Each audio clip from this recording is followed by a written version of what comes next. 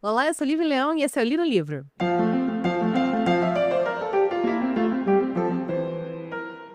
Então, o livro de hoje é um livro que eu já vou avisando.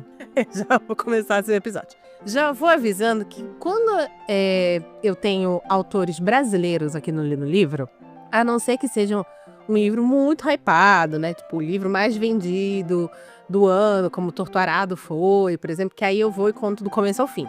Geralmente, quando não é nesse cenário, eu evito dar o final do livro. Porque eu acho que, como uma brasileira, eu tenho como dever apoiar criadores brasileiros e instigar vocês a depois ir lá e comprar o livro e ler por si sós, tá bom? Então, geralmente, eu não dou final de livro brasileiro aqui. Mais uma vez, a não ser que ele seja um livro muito hypado. Nesse caso aqui, eu não sei se esse livro é muito hypado, porque particularmente eu não conheci o autor antes. Mas o fato é que eu vou ter que dar o final dele. Porque ele é um livro que eu gostei muito de ler, eu achei muito legal, a escrita é muito boa. É um livro com seus altos e baixos, mas pra mim tava ok até o final. O final desse livro eu acho absurdamente, galera, problemático. Então, para eu conseguir falar para vocês a coisa que mais me incomodou nesse livro, eu vou ter que contar o final, porque essa coisa justamente foi o final, tá certo? Mas fiquem tranquilos, eu vou deixar esses pontos negativos para a segunda parte do episódio. O livro em questão é o Quando Ela Desaparecer, lançado em 2019, escrito pelo Victor Bonini, nascido em São Paulo em 1993. Escritor, documentarista, jornalista, roteirista, criado em Vinhedo, fez jornalismo pela Casper Libero, quem não fez, né? Fez jornalismo pela Casper Libero, mestrado em documentário pela NYU, né, que é a Universidade de Nova York, trabalhou na Veja, na Globo News, na Gazeta, na CNN, e hoje em dia mora em Nova York como correspondente da Globo.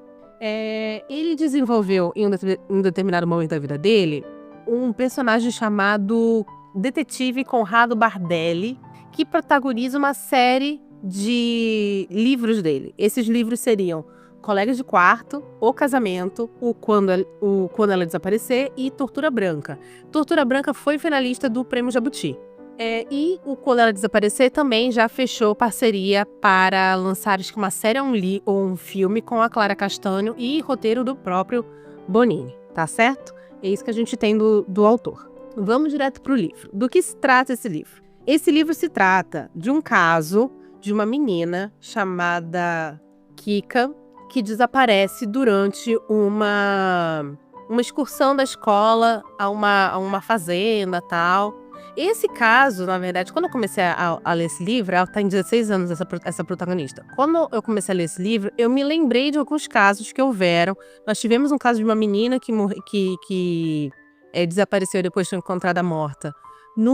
Era de uma escola caríssima, eles foram fazer uma excursão para uma fazenda, e aí isso aconteceu. Depois eu lembrei do caso daquele menino, que é um caso super clássico de desaparecimento aqui do Brasil, de um menino que ele era escoteiro, que aí ele some, e aí é um caso que hoje em dia até ufólogo já meteu o bedelho, tal, ele nunca foi encontrado, esse menino.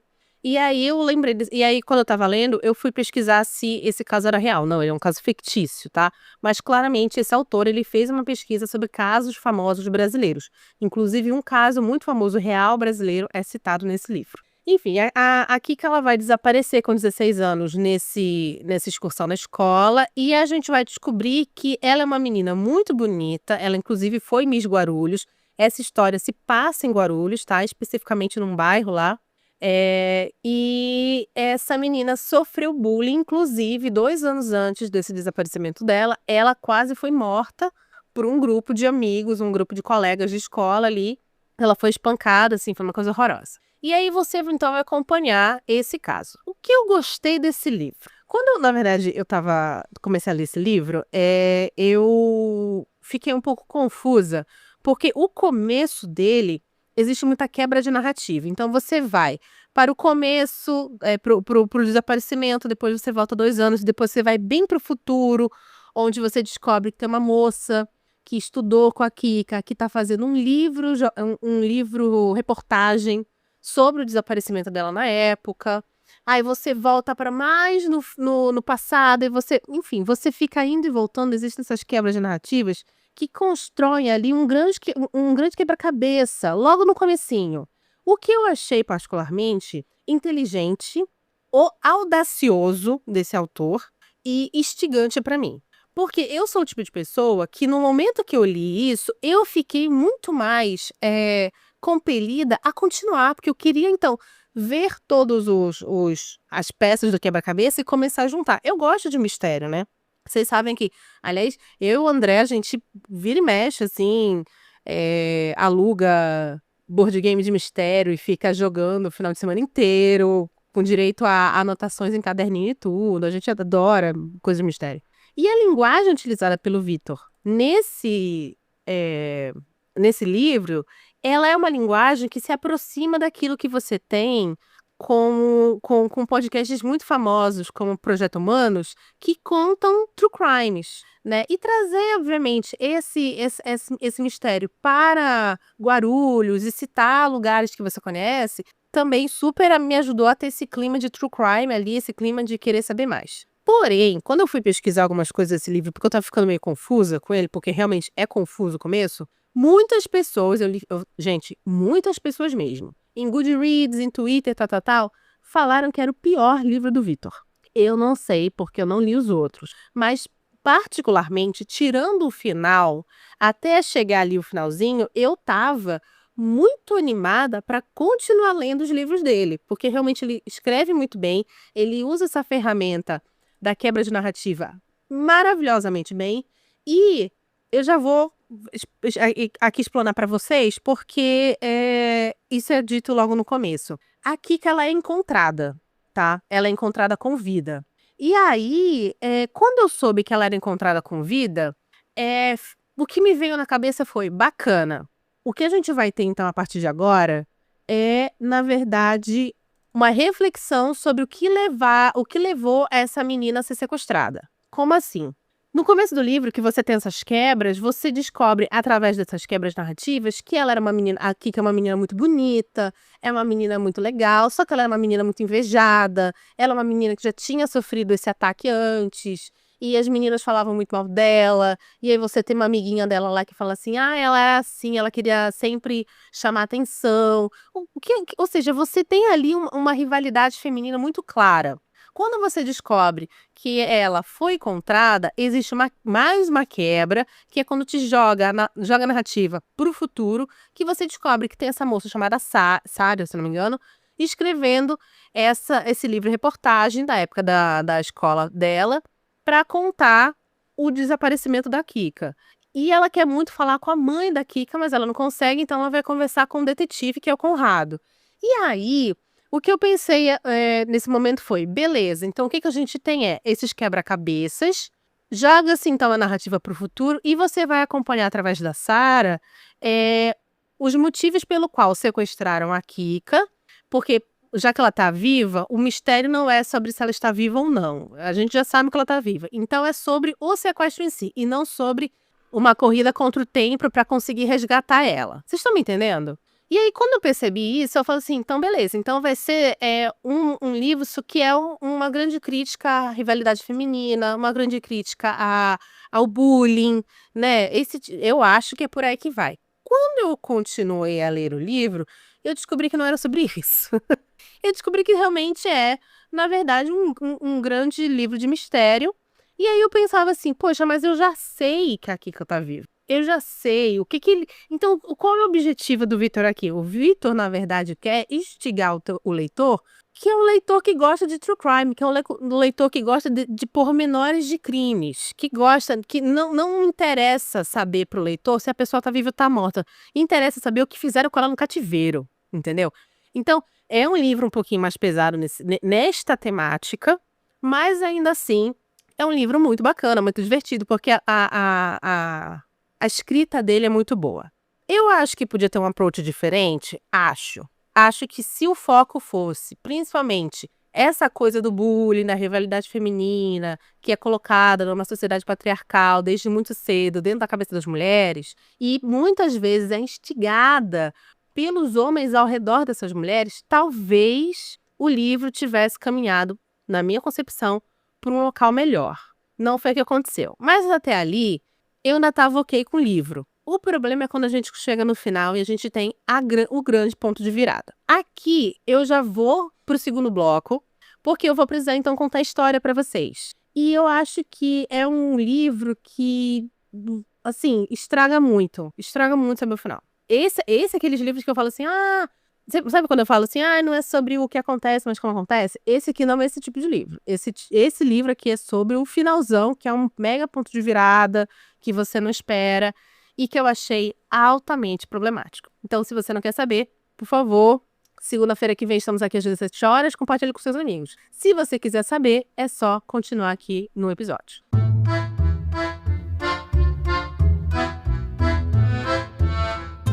Opa! Já já o episódio continua. Mas antes, queria te lembrar que o Li no Livro é um podcast independente e sem patrocínio. Então, preciso da sua ajuda. Clica no botão de compartilhar e compartilhe esse episódio com seus amigos e nas suas redes sociais. Me ajuda muito. Obrigada! Pois muito que bem. Vamos à história. Depois que você descobre que a Kika tá bem, tal, você começa a acompanhar esse livro Investigação da Sarah, e que eu acho que é Sarah, se não for Sarah, virou Sarah agora. Só que é o seguinte, aos poucos, o autor vai abandonando essa quebra de narrativa de passado, presente e futuro. Ele vai abandonando e o livro vai se tornando mais linear. Para quem gosta, ok. Para quem não gosta, perde a graça. Para quem não tá nem aí, só acompanha. Eu não tô nem aí. Desde que seja bem feito, eu não tô nem aí. Mas, realmente, depois que o livro vai para uma organização mais cronológica, ficou mais fácil para mim entender. Tanto que, assim, teve um momento ali no comecinho que eu já sabia o que tinha acontecido com ela, já sabia do ataque, dela ter ganhado Miss Guarulhos infanto-juvenil, do desaparecimento, do retorno. Só que eu tava um pouco confusa com algumas coisas, então eu cheguei a digitar na internet, assim, quando ela desaparecer, linha do tempo. Não tinha, então eu falei assim, vai então aqui no feeling mesmo. Mas depois, quando você tem a narração mais linear, você consegue entender tranquilamente o que aconteceu antes. Enfim, o que acontece a gente tá sendo investigado. A Kika tem uma mãe muito protetora, porque ela é filha única e o pai já faleceu. A Kika foi uma menina que ela sempre sofreu bullying, sempre sofreu perseguição.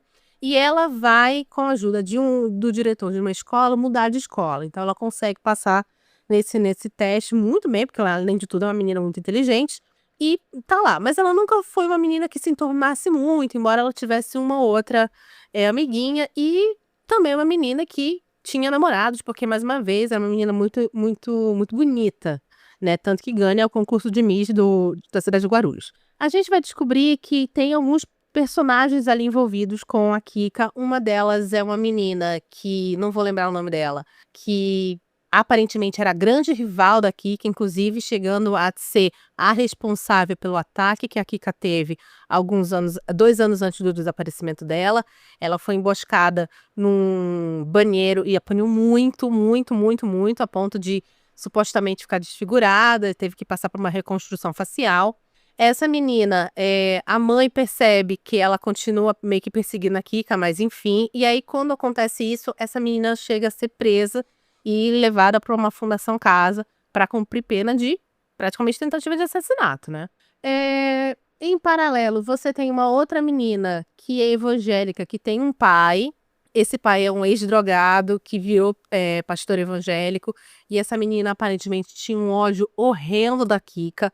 A Kika começa a frequentar essa igreja, ela começa a se destacar principalmente junto ao pai dessa garota evangélica. Isso supostamente, eu tô falando supostamente porque a gente vai descobrir que as coisas não são muito bem assim, mas pro futuro.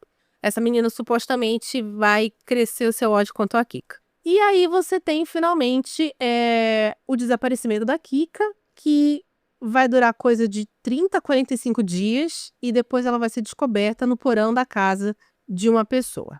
E aqui eu vou dar segundo aviso, que eu vou entrar no spoiler pesado, tá bom? Vamos lá. É descoberto que a Kika, na verdade, ela era bissexual, 16 anos. Bissexual, e ela tinha um caso com a menina que agrediu ela 2 anos antes do desaparecimento. Só que, na verdade, essa agressão toda, ela não foi do jeito que ocorreu. E, na verdade, eles foram presos por tentativa de assassinato. Teve até troca de tiro com a polícia, que eles tentaram fugir do local, tal, tal, tal. Mas, na verdade, as coisas não foram tão ruins assim. A Kika fingiu muita coisa, meio que foi um... Eu não sei descrever, é como se fosse foi meio que armado ali, ela fingiu muita coisa, tanto que falaram assim, que a reconstrução do rosto dela ficou muito boa, porque nem parece que fez, porque realmente ela não fez reconstrução nenhuma, não foi necessário, mas, né, o cenário ali desenhado era como se ela tivesse sido realmente brutalmente espancada. E por que isso aconteceu? Porque elas tinham esse caso e a Kika estava ameaçando contar para todo mundo que a menina lá era lésbica ou bissexual como a Kika, mas acho que no caso era lésbica e tinha um caso com ela. Então, esse foi o problema. Kika se mostrou, na verdade, Laura Palmer. Aliás, quando eu tava lendo esse livro, eu lembro que teve uma hora que eu fui pegar e falei assim, vamos lá, vamos descobrir um pouquinho mais sobre a nossa Laura Palmer de Guarulhos. Que a Kika, na verdade, pra mim é isso, é tipo Laura Palmer de Guarulhos.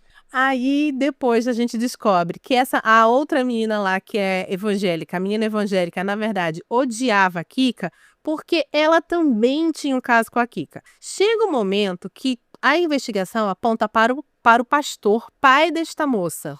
Essa menina, né, 16 anos, uma menina. Pro pai dessa menina, ele chega a ser preso, e aqui começa a problematização.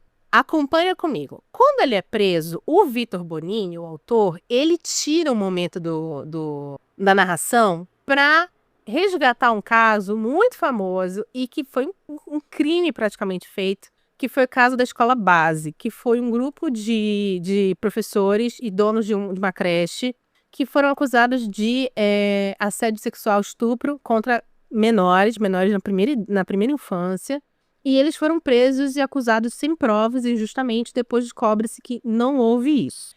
O caso da escola base realmente é um caso que eu já li muito sobre esse caso, já vi podcast sobre esse caso, e para mim ele é um claro exemplo de como a precipitação da polícia e a busca por sangue da imprensa pode realmente destruir a vida de uma pessoa. Que foi o que aconteceu com essas pessoas. A gente tem até uma entrevista que o Gugu, na época, fez, não na época, mas depois de uns anos, que fez com a galera, e os acusados, que foram inocentados, graças a Deus, e aí descobre-se isso, que, na verdade, começou uma histeria coletiva entre as mães, sem prova alguma, aí apareceu um ou outro laudo de psicólogo que também era baseado em nada, e com isso já acusaram as pessoas e prenderam. Até que eu lembro claramente que o advogado de um deles chega na delegacia e fala assim, mas por que eles estão presos? E o delegado não consegue explicar. E aí ele consegue um habeas corpus e tira eles porque não tinha nada contra eles, não tinha prova. Mas, ao mesmo tempo, a opinião pública já estava totalmente manipulada, a opinião pública já estava totalmente comprada contra eles, por causa também da precipitação da opinião pública e do jornalismo brasileiro. Que é um jornalismo esse que a gente sabe, né, que já foi responsável pela morte de menina, vamos lembrar do caso Eloá, que se não fosse uma certa apresentadora ligando diretamente para o assassino, Eloá podia estar viva hoje em dia. A gente teve o caso das bruxas de Guaratuba, que foi amplamente descoberto pelo Projeto Humanos, o podcast Projeto Humanos, que aí também lá o negócio é mais embaixo, porque tem resquícios da ditadura militar ali. Você tem o caso dos jogadores de RPG que foram presos injustamente também acusados porque jogavam vampiro à máscara de terem assassinado uma moça e depois, graças a Deus, também foram declarados inocentes, mas até aí, cara, o dano já está feito. E eu preciso que vocês se concentrem nesse retorno aqui que esse autor me deu. Esse autor, ele não parou para contar o caso da escola base por nada, tá? E eu preciso que vocês se concentrem nisso. Existe depois desse momento um retorno à história, onde você descobre que o pastor é inocentado, porque não tem mais uma vez nada contra ele é solto, tá? E continua-se então a busca pela Kika. Até que encontra-se a Kika, uma vizinha escuta os gritos da garota, ela é encontrada, então, em péssimo estado, sem comer, e num porão de uma casa, na parte de cima da casa, simplesmente tá o diretor que ajudou ela a entrar na escola, assassinado. Enfim. Então, meu Deus, o diretor é o culpado. Aparece, inclusive, várias outras supostas vítimas dele, falando assim, ele também abusava de mim, ele também dava em cima de mim, ele também me assediava. E aí entende-se, então, que esse diretor já tinha um caso com ela, um caso forçado. Ela fala que ela foi meio que manipulada a ter um caso com ele. E que ele, um belo dia, resolve sequestrá-la e torná-la escrava sexual dele. Até que um menino, acho que chamado Eduardo, que era afim dela, descobre, mata o cara. É essa história oficial. Porém, no finalzinho do livro, a gente vai descobrir que não é isso que aconteceu. Esse é o ponto de virada. Ponto de virada não, esse é a grande revelação do livro. Supostamente foi tudo feito pela Kika. A Kika é uma sociopata, uma psicopata, não sei qual é a expressão correta a respeito disso, mas que ela, assim como acusou injustamente a outra menina que foi presa por 2 anos, né, que a agrediu ela então arma tudo para que esse diretor seja acusado, e, enfim, ela, inclusive, é dito que ela, né, se auto-machucava para simular os estupros que ela supostamente teria sofrido. Enfim, gente, uma coisa bem Garota Genial. Vocês já viram Garota Genial? Só que sem o charme de Garota Genial. Eu gosto muito do filme. O livro eu não gosto, mas o filme eu acho fantástico. E uma coisa que eu gosto de Garota Genial é que em Garota Genial você percebe que não existe a demonização só da mulher, tá? Isso que eu acho bacana. Existe, na verdade, uma história de uma mulher completamente pancada da cabeça e louca, mas que, em contrapartida, ela tem um marido escroto para um caralho também. Tanto que no final, quando ele conta a história pros detetives, os detetives falam assim, olha, mano, e tu ainda tá com ela? Vocês dois são loucos por igual e eu não vou me meter nisso. Porque é sobre isso, Garota Genial, no final. Ai, acabei de dar spoiler, né, de Garota Genial pra quem não leu ou não assistiu. Mas enfim, eles falam assim, cara, vocês dois são doidos, o relacionamento de vocês é completamente maluco, é completamente tóxico. Então, existe ali uma equivalência em falta de caráter do casal. Aqui, não. Aqui você tem uma menina que é completamente psicopata, que, inclusive, existe uma menina no meio do livro, que é a Elaine, que é a amiguinha dela, que lá no começo foi a garota que falou assim, não, ela gosta de chamar atenção, tal. Essa menina é morta pela Kika. A gente descobre depois que essa menina parece morta. E a Kika também matou o Sandro, que é o diretor, tal. E a última revelação é que a Sarah, que é a garota que tá escrevendo o livro, é filha do Sandro. E tá escrevendo o livro, entre outras coisas, para limpar a reputação do pai. Porque, inclusive, ela precisa também expor as mulheres que falaram que ele realmente era um assediador e que tinha assediado ela antes. E aqui é o meu problema com esse livro. Por quê? Como se não bastasse ser muito estranho uma história em que uma menina de 16 anos consegue matar a Elaine, ainda vai, porque a Elaine tinha a mesma idade que ela, mas matar um homem feito e armar uma situação tão absurda quanto 30, 40 dias de desaparecida, machucados, estupros. Inclusive tem uma mulher que aparece, que fala assim, porque eles descobrem, né? O Conrado Bardelli descobre tudo. Ele fala pra mãe dela, a polícia já tá sabendo, tal. Aí eles descobrem que ela, durante esse tempo, ficou escondida num local. E aí uma moradora de rua, inclusive, ouvia ela se auto-machucando sexualmente pra simular os estupros. Cara, é uma coisa assim, não sei descrever. Se não fosse por si só já absurdo, eu já falaria esse final, ele é fraco. Mas o meu problema é que ele é problemático. Escuta o meu raciocínio sobre isso. Você tem o autor abertamente te falando sobre o caso da escola Bassi. Abertamente te falando sobre esse caso. Ou seja, ele já está dizendo que pessoas que são acusadas de estupro, assédio sexual, podem sim ser inocentes. E ele traz o caso mais absurdo da história do Brasil quanto a isso. Aí, em seguida, ele monta a história inteira da Kika e do Sandro para, no final, revelar que a Kika é a psicopata, é a grande louca, mentirosa. E que o Sandro é, e sempre foi, um cara bacana que só ajudou uma menina que supostamente sofria bullying na outra escola a entrar na escola que ele era diretor. Porém, você tem todas as outras mulheres falando que ele era um assediador. Quando você junta A mais B, o que você tem? Você tem um autor falando que se um homem é acusado de estupro, se um homem é acusado de assédio sexual e o que for, mesmo que tenham outras mulheres, outras testemunhas, outras vítimas, ele ainda pode ser inocente. E aí você tem até a Sarah, que é a filha dele, falando como foi difícil para ela ter que lidar com o pai acusado, como a mãe, e ela fala na mãe que, sabe, não conseguia entender como tinha mulher que mentia sobre isso, tal.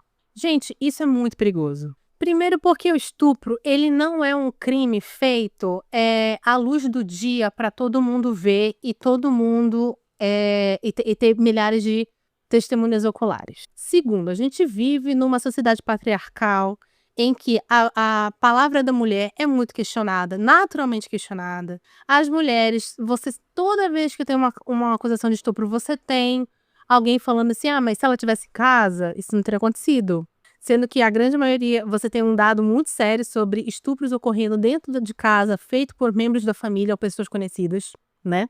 Então, você já tem tudo isso, você tem a vergonha, o medo, a culpa da vítima, você tem vítimas que conseguem entender que foram violentadas muito tempo depois. Eu sou vítima de estupro, tá? Eu sou uma sobrevivente de estupro. E eu vim entender que eu tinha sido violentada 2, 3 anos depois que eu já tinha terminado com o meu estuprador. Ele era meu namorado, eu fui violentada durante o meu namoro. Como é que eu vou? Eu nunca denunciei ele. Por quê? Porque como é que eu vou chegar numa delegacia e falar uma coisa dessa? Tu acha que o delegado vai olhar pra mim e vai falar assim, beleza, querida, aham. Sabe, eu não tenho provas. E, infelizmente, é isso que a grande maioria das vítimas de estupro passam.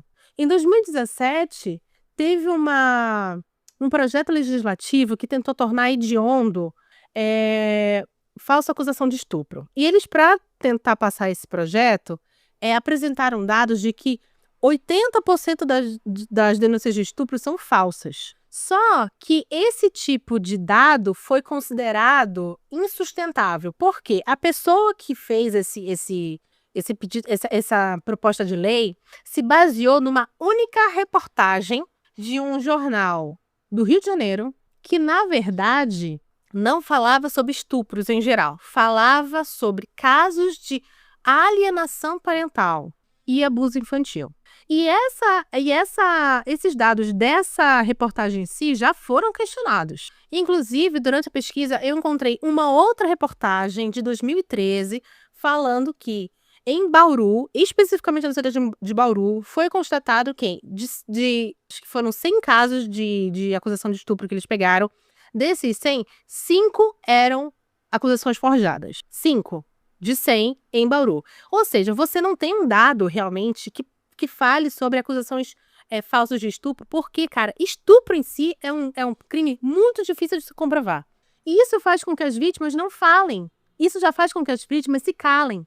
Tanto que quando você pega um dado sério, que é, por exemplo, o dado do Sistema Nacional de Informação de Segurança Pública, do Ministério da Justiça e Segurança Pública, mesmo brasileira, você descobre que, na verdade, você tem, em 2024, uma média de 225 casos de estupro por dia. Casos que foram denunciados por dia. Fora aqueles que não são denunciados. Então, assim, desculpa ao autor, mas fazer esse tipo de conexão com o colégio, com o caso da escola base, que foi um caso que foi um erro crasso da polícia e do jornalismo, classe a qual o autor pertence, e conectar isso com supostos casos de estupro falsos é de uma canalice única. É de uma canalice única. É perigoso, é antiético. Eu achei, assim, eu não acreditava. Quando eu vi o final disso, eu não acreditava, cara. Eu não acreditava.